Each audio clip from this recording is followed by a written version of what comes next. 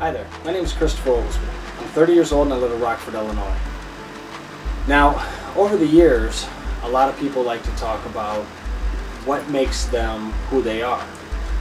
And I believe I've tuned in on a few key points that have allowed me to become who I am, not only as a husband, a father, and a student. Throughout my life, I've always been involved in art of some form or fashion.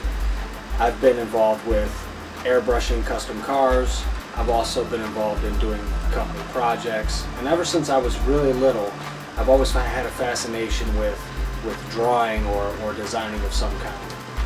Now this only partially makes up who I am, because the creative mind is something that is really kind of tough to dial in on. I believe that part of this process is what made me the family man that I am today. The husband, the father, as well as the student learning to do graphic design. I've also been involved in music for approximately 10 to 12 years, right around the same time I got into the automotive industry. Now, you combine these things, and over time they create a sense of who a person is. Without the support of my wife and the love and the support from my children, I wouldn't be exactly the person I am today. Here's why I say that. When I was younger, in 2001, I went into the Marine Corps. Within that time, I had seen some things, done some things. I've been overseas, and I have to tell you that can be some of the most stressful situation that is out there, but it allowed me to have a sense of loyalty, a sense of duty, as well as being able to accomplish things that maybe other people aren't able to accomplish.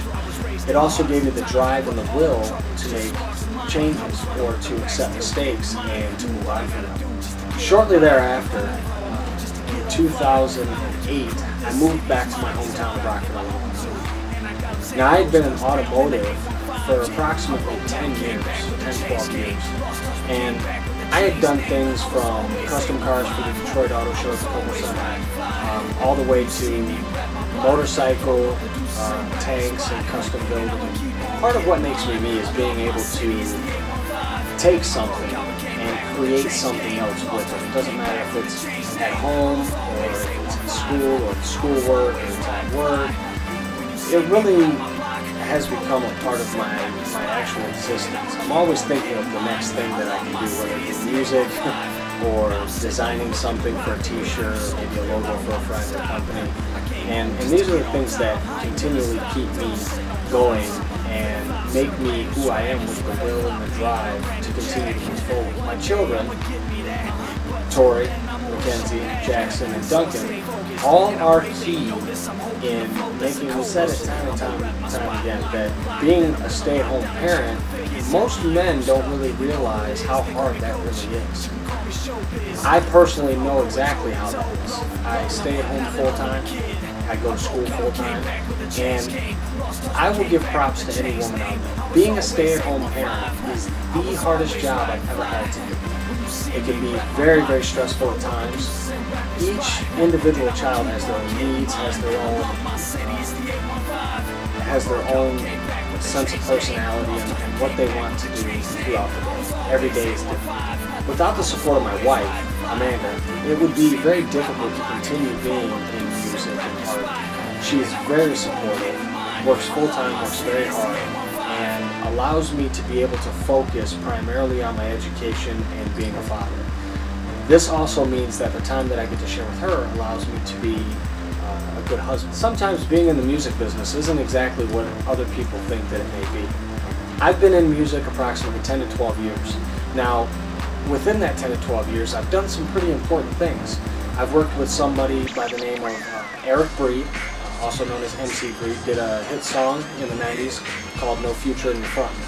Now, I had an opportunity to actually be friends with Eric, and I got to get into the business, and I got to learn a lot about the business and the creativity and how things work in creating an album or creating music or creating songs. Because of this knowledge and because of this information, it allowed me to apply it when I moved back in 2008. I opened up my own record label. It's called Patent Pen Records. When I got in the music business, they gave me the nickname The Coach. Now what this meant was that I was able to take somebody's ability and somebody's information and teach them the correct way that I had learned from people in the business and give them the format, the do's and don'ts of how to make it in the music industry. Now, a lot of people think by saying make it in the music industry, that means you're making millions of dollars. This isn't the case. This actually means your fan base is creating. It's getting larger.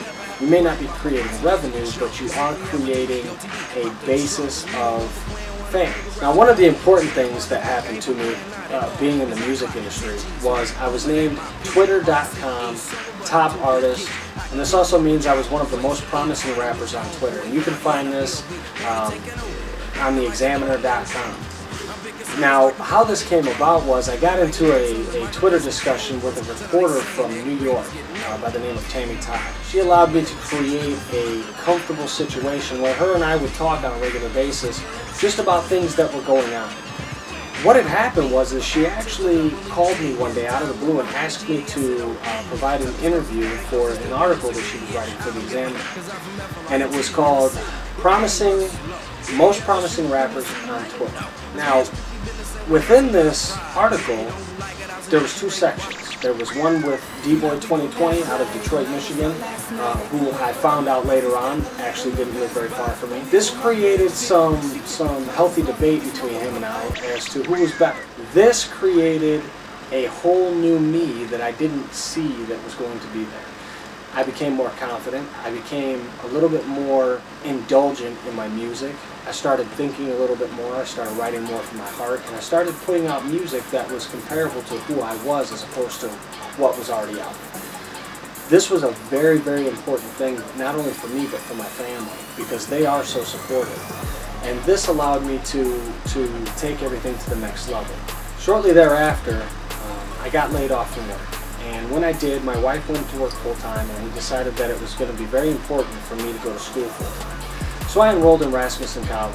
I became interested in graphic design and the multimedia. Suited a little bit more of what I was used to with the music and the art. And so I chose that. I'm going to be the first grandchild to graduate from college. And this is very important for my family because it allows my children to see that there is more out there than just high school or a job. This shows them that there's potential to go a lot further. And this is very important. Over time, I've created many works of art.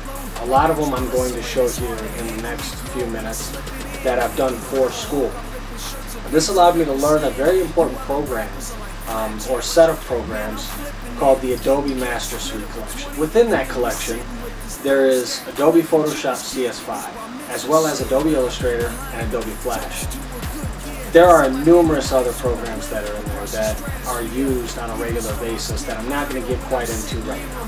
Some of the logos that I've created have been key, not only in school, but also for clients that I've had. One of the clients that I've worked with is a DJ out of Detroit, Michigan, by the name of DJ G Nice. If you look here, you'll see that I created his name with a G inside of a circle or a rising sun that has an urban feel to it. And I created this in many different colors and many different ways, and I'm going to show them to you now. The first one I did here has a set of turntables as well as the G placed right in the middle. So the next four logos I'm going to show you are going to be DJ G Nice.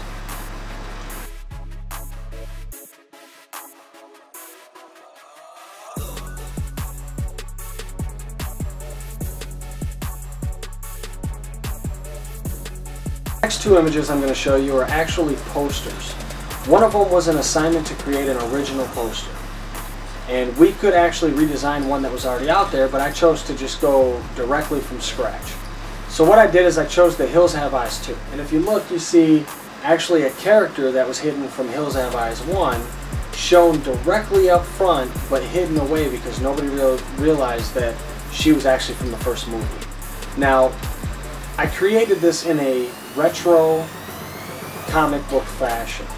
And this came out very clean and very powerful. However, it was really dark with the silhouette of the people walking away in the background, and then the actual blood splatter that was on the poster itself. This allowed me to create that comic book image that may not have been there otherwise.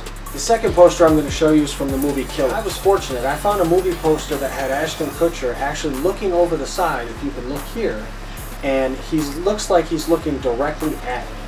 So what I did is I actually took a pose of me with my hand over my head and made it look as if I had gotten caught for something, or he was giving me the look without actually me being in the poster when it was taken. This worked out well. The next image I'm going to show you is an aquarium. Now this was rendered in Photoshop CS5. It was the second ever 3D image I had ever done in Photoshop. And what I did is I took a square, made it a rectangle, and then I actually added the rocks as well as the fish, and I brushed in all of the grass, colored in the background itself, and allowed everything to just kind of pull together. It's quite difficult, but definitely very challenging and very fun. I found that this allowed my creativity to really pop through in a way that I never thought possible. The next two images I'm going to show you, I'm going to actually show them simultaneously. And the assignment was actually done using grids. That was the assignment. Make 2 documents for a website article for 2 movies using grid. Next image I'm going to show you is the multimedia timeline. Now this was one of the first images I had done in CS5. And what I did is I took the world and represented it by a film strip, and then placed the actual images and the timeline itself in a very graphic way. What I mean by this is that I was able to design something that was aesthetically pleasing but also very informative. The next 2 set of images were taken from the movie Defiance. They were still shots, and they were used for a color emotion project. Now the actual project itself was just to change the hue to create a different emotion. I went one step beyond. I actually took a chance and potential of losing a few grades on these assignments or points, and I created something that I thought was a little bit more relevant of what it was supposed to be.